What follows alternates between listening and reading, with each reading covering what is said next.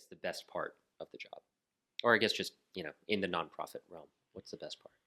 So you do get to meet a lot of new people across various expertise. I think one, Baltimore's legal community is very small, so Right. you get to meet a lot of people in the legal community that can just be a wealth of knowledge for you.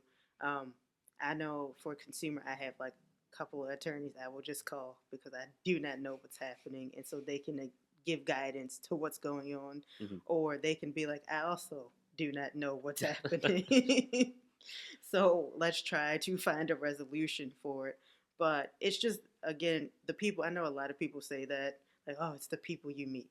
But it really is because that makes a lot of things like when you're like overwhelmed with all the work, they too, like in nonprofit, they too are also overwhelmed. So it's like you two can come together and be like, okay, I know you're overwhelmed, I'm overwhelmed. So we're going to talk about anything other than what we're doing at Right. work.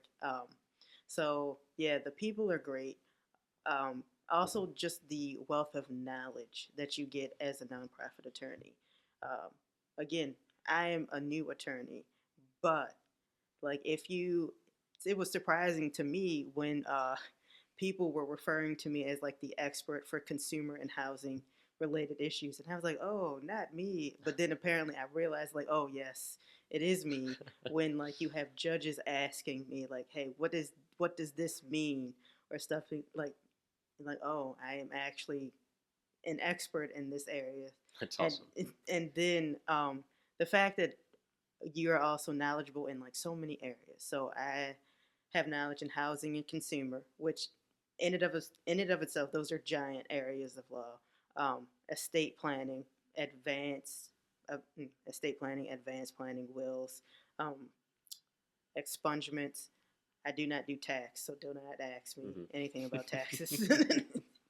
And I have just a little bit of knowledge of family law. So it's just the amount of knowledge you have in like several different areas of Okay. law. And then you also see how things intersect. So like um, bankruptcy and family law, bankruptcy, foreclosures, and all the and bankruptcy and estate planning. Hmm.